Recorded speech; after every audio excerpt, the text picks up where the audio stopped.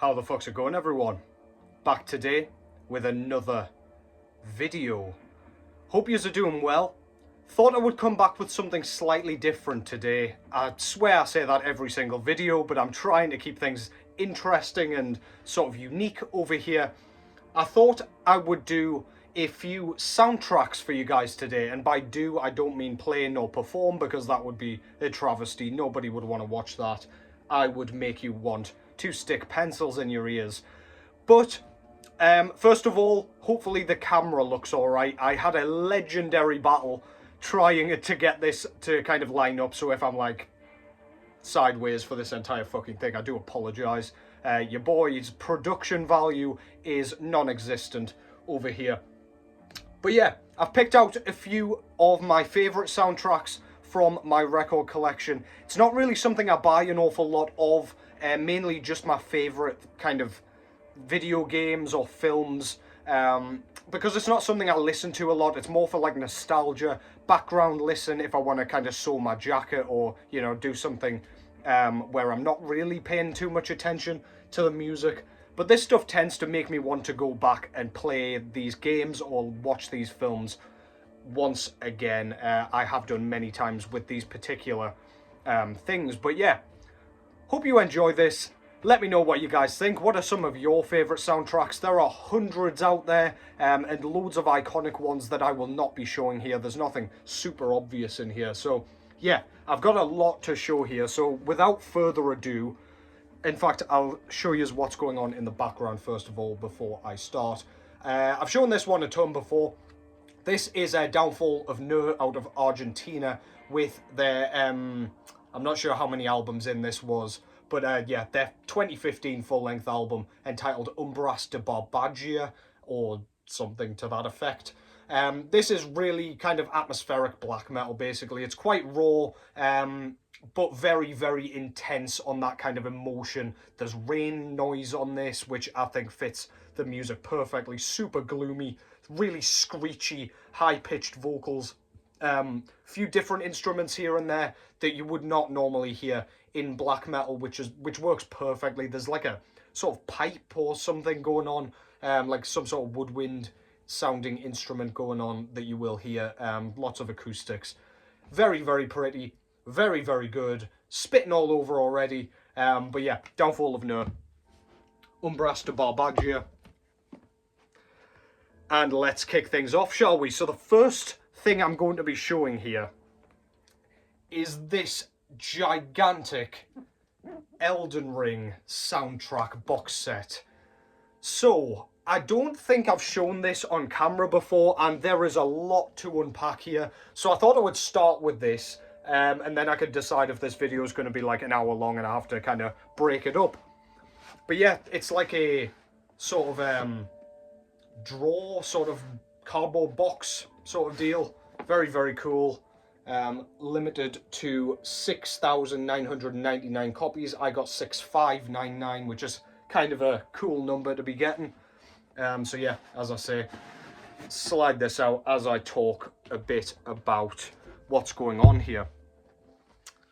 So if you don't know what Elden Ring is, if you haven't played any of the From Software games, Elden Ring kind of follows the same path, I guess, as Dark Souls and things like that, things in that realm that From Software are very well known for at this point. Kind of a fantasy RPG sort of thing, but again, very much in the From Software style. Lots of weird shit, lots of like influence from things like H.P. Lovecraft, Lord of the Rings, particularly in Elden Ring as well. George R.R. Martin helped kind of write some of the lore, if not all of it. I don't know if he did the DLC, but alas, yeah, he had a hand in it at the very least.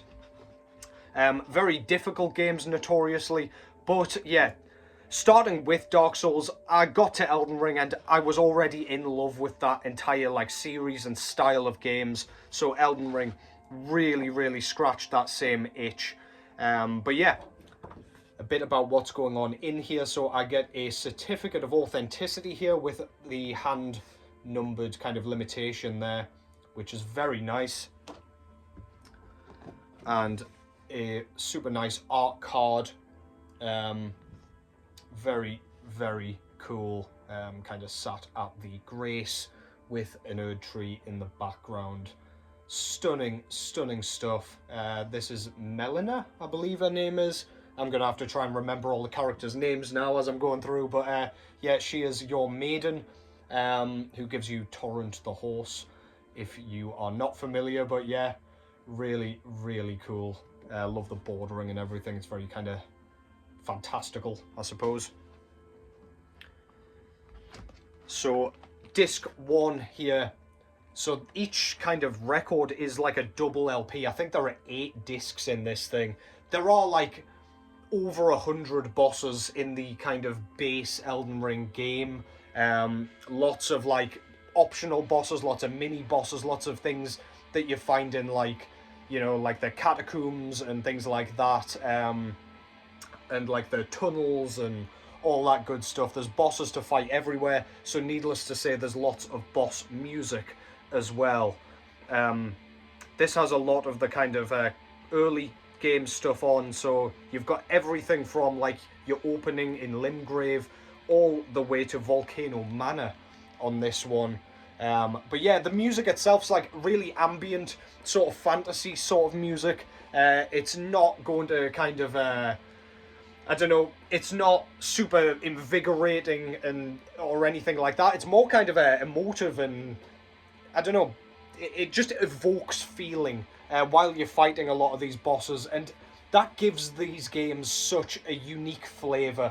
The bosses are memorable partially because of their scores, and I think that's great. Each area has its own kind of sound and different kind of soundtrack, which I just love.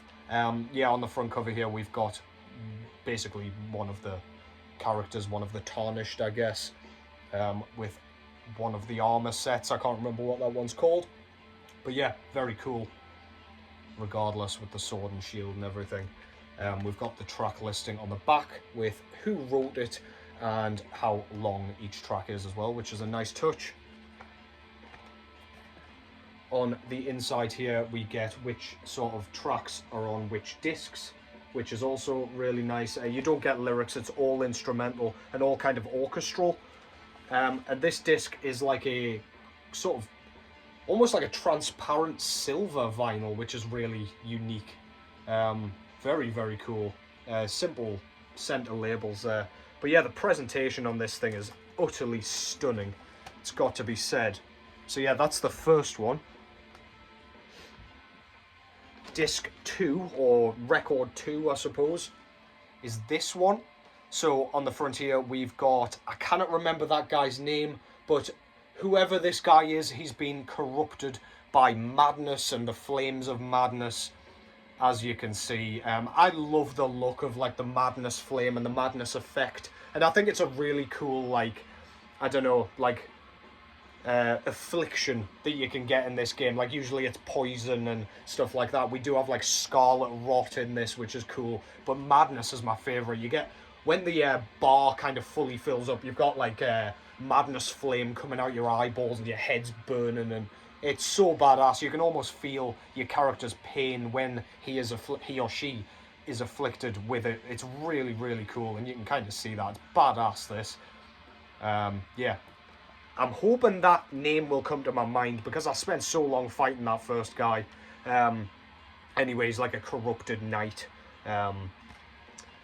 On this one we've got Mountaintops of the Giants. We've got loads of stuff, really.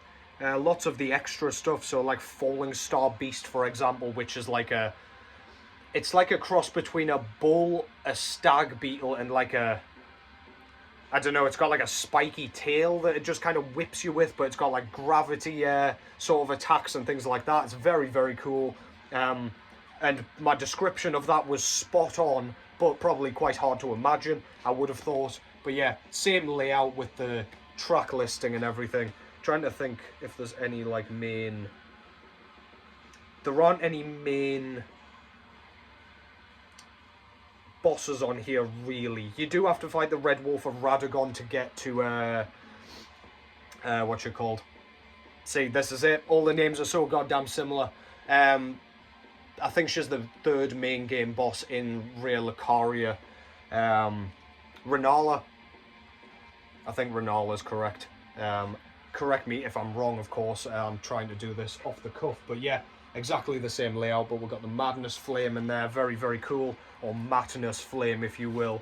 And this one came on a very apt kind of orange vinyl, and there is a little bit of marbling in there, which you probably can't see very well on the camera, but never mind. Really, really nice. You don't get like individual inserts in any of these, but all of the kind of inner sleeves are like poly-lined, which I always appreciate. And for something that, for like a company that isn't known for its vinyl, that's a nice touch. They've clearly kind of done their research and they know their shit, which I appreciate. Let's get this out as well. So the third disc here is this one. So this one has Godfrey, the first Elden Lord, on the front, with Sarosh, his lion that kind of chills on his back, that he kind of rips apart. Spoiler alert, by the way, before he turns into Horalu, the warrior, where he starts just fucking body slamming you and shit, and things just get wacky, covered in blood, ripping you apart with his bare hands, shirtless as well, just going absolutely apeshit. But yeah, really, really fucking cool front cover there.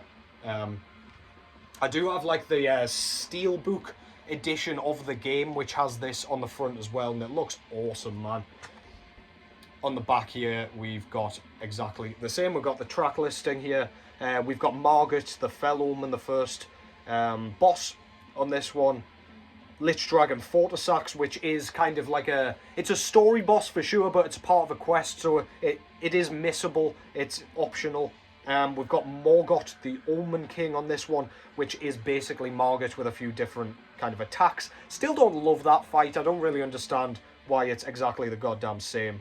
But I suppose it's the same as like a Champion Gundyr and Iodex Gundyr.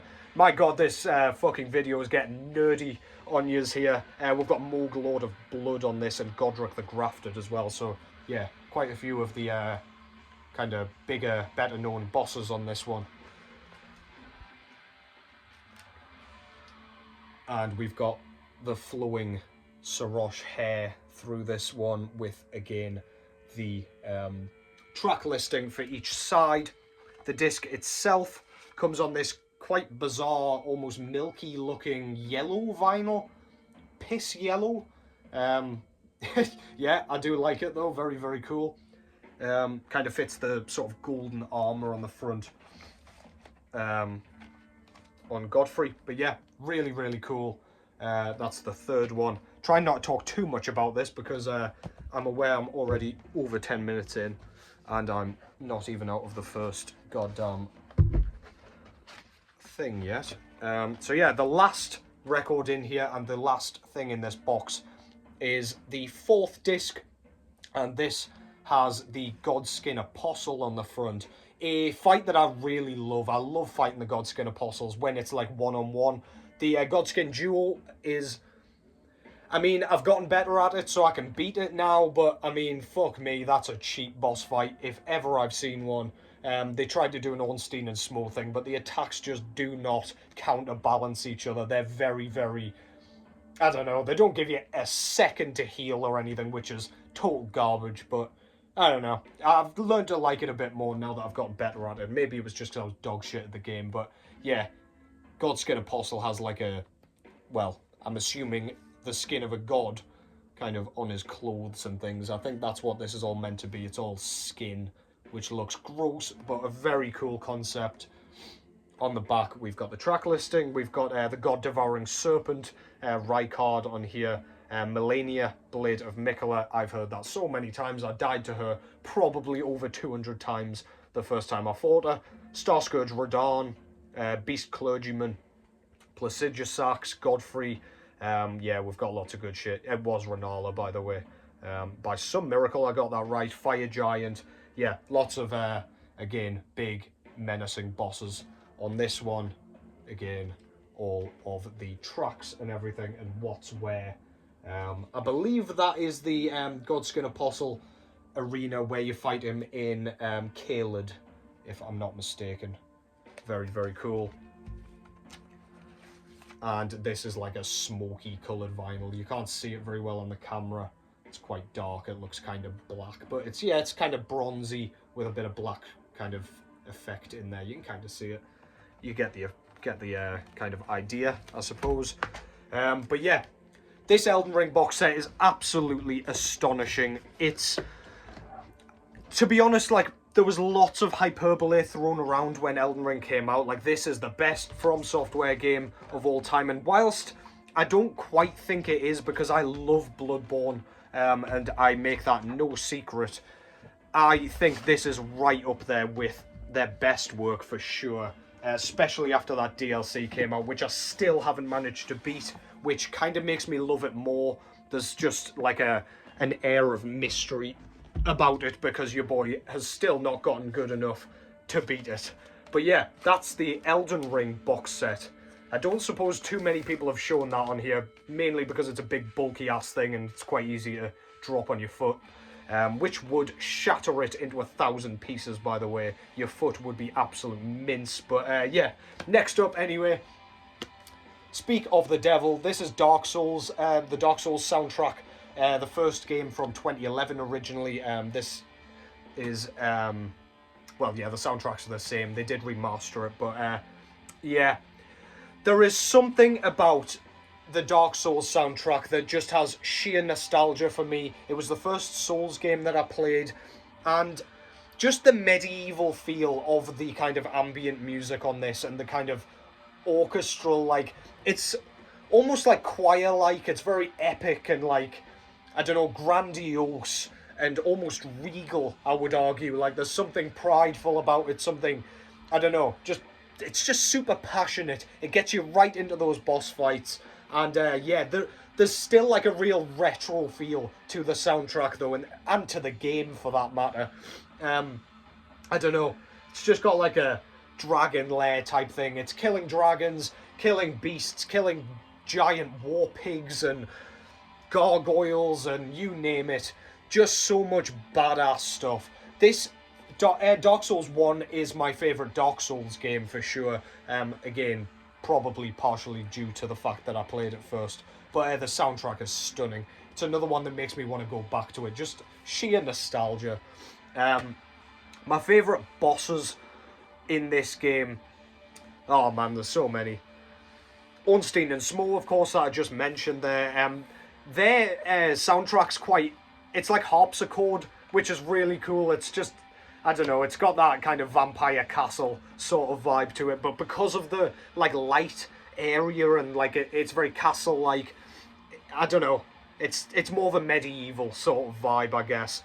Great Grey Wolf Sith, saddest goddamn boss fight going, especially if you kill Artorias first, which is my favourite boss fight in this entire game. That thing is so good.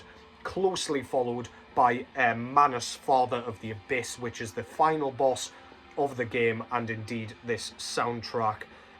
Worst boss by far is Bed of Chaos. That's just a bullshit boss fight. Made better only by the fact that it kind of saves your progress, even if it kind of brushes you into the holes that it creates on the floor, so you don't lose your progress and have to rip your hair out, because otherwise that would be genuinely insufferable. People would stop playing the game if they had to go back to that. But yeah, brilliant cover with our main character with, I don't know, it looks like Artorias' sword actually, and he's got his shield as well. Really cool. Doesn't tell you very much, which I love. You've got Firelink Shrine on the back. Aside from the Hunter's Dream from Bloodborne, this version of Firelink Shrine is definitely my favourite kind of hub area. Lots of people love Majula off Dark Souls 2, but yeah, for me, Firelink Shrine is home. Track listing on the back as well. On the inside, Prepare to Die pretty much sums up this kind of series of games. We've got Anor Londo there, which is where you find and eventually fight Ornstein and Smough. And then on this side, I'm not exactly sure where that is. It's kind of hard to tell, but yeah, another kind of area in the game, I presume. and this came on like a really nice blue sort of black swirly, mergy, smoky kind of effect vinyl. It's got bits of kind of lighter blue in there and black. Very, very nice. I got this as like a set from the same place. Bandai Namco put all of these ones out and did a stellar job of everything. 20 minutes in already, so I'll speed things up and probably leave out a couple. So this is going to be a From Software update in the end, because, excuse me, I've got the other two Dark Souls games. Dark Souls 2, which I've still not finished. I found that game super clunky. It's got lots of flaws, but actually I was really enjoying it while I was playing it. The bosses are a bit easy for me, especially having played the other games. Like, they're just so easy. They're barely even a challenge for the most part, or at least the ones that I fought weren't. But yeah, the soundtrack, it's going more towards the kind of Dark Souls 3 soundtrack, a bit more epic, a bit more grandiose, a bit more sort of, I don't know, it gives you chills when you're fighting these fucking things, even though the boss fights are a little bit anticlimactic. But yeah, this game's still great. The adaptability kind of stat is, I mean, it's no secret, it was just a bad idea, but I mean, they tried something new, so fair play to them. But yeah, that kind of increases your invincibility frames or kind of improves them, and without that, you're fucked. So you're effectively wasting your kind of souls buying adaptability stats, and it's just, I don't know, it's a bit of a throwaway stat in my opinion, but yeah, anyway, front cover, we've got the Forlorn Soldier resting on his sword. Really cool. On the back, we've got what I think is Drangleic. I could be wrong there. But yeah, a lot of these bosses I don't know. I'll see if I can gauge where I actually got up to. I think I just beat the Rotten. Is that the Black Gulch or something? Something to that effect. I got around there and that's where I like teetered off. I was like, fuck this, man. Cannot be arsed. But yeah, my chronology might be off there. But anyway, yeah, all the track listing. You see how many fucking bosses are on this thing. I think this is a triple LP, actually. Oversaturated with mediocrity in terms of bosses. But yeah, on the inside, Go Beyond Death. Down there, really like the layout. Again, I'm assuming that's Drangleic. But yeah, very nice. I realise the ring light's taking the piss there, but yeah, hopefully you can see that well enough anyway. And these discs are a really nice, like, dark red with black, like, merge. You can't see that very well at all. I do apologise, but yeah, it's pitch fucking black in here, aside from the slight glare from the ring light. So bear with me. Where did I just get that from? It actually might be, I think it's a quadruple LP, this actually, which is utter madness. But yeah, fantastic. Dark Souls 2 soundtrack. These are kind of all various artists performing them. I think they normally have like 3 or 4 different people composing each one. And finally, I did have 2 more, but I've strayed into 23 minutes. So I'll just show you Dark Souls 3 quickly. Soul of Cinder on the front cover there. One of the most badass looking characters in the entire thing. Kind of a conglomeration of all of the different kind of bosses that you've fought over the years, and indeed yourself.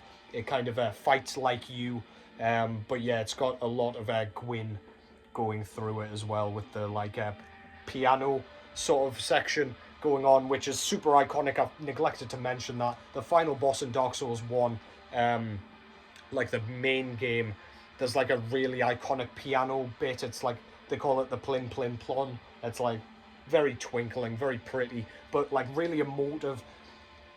When I finished the game the first time and I heard that, it was like, I don't know, it was sadness and pride to have finished it finally, and it comes back into this when you're fighting Soul of Cinder, when he reaches his 2nd or 3rd phase. But yeah, Dark Souls 3, man, it gets more epic to the point of like badassery on this one.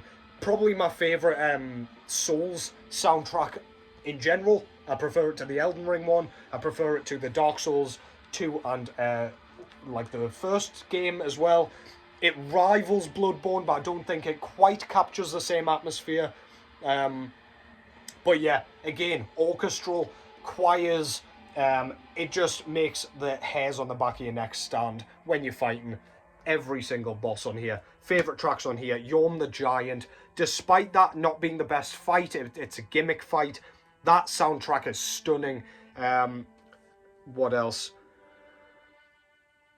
Dark Eater Midia as well, for sure. I absolutely love that soundtrack. They're probably my favourite 2 on here, but everything is great here. Everything, like you could put on a track on here and I could tell you which boss it was based on the sound of it, because I'm a fucking dork. Embrace the darkness indeed. Really, really cool. I think that is, again, an Orlando, but like dilapidated. I could be wrong, I'm trying to think. Or it might be Irithyll, I'm not sure. Cannot remember. It's quite hard with the yellow sort of hue going on there, but I digress. Yeah, lots of tracks again, with the kind of boss area where you fight Slave Knight Gale at the end of the DLC. Or one of the DLCs, I should say.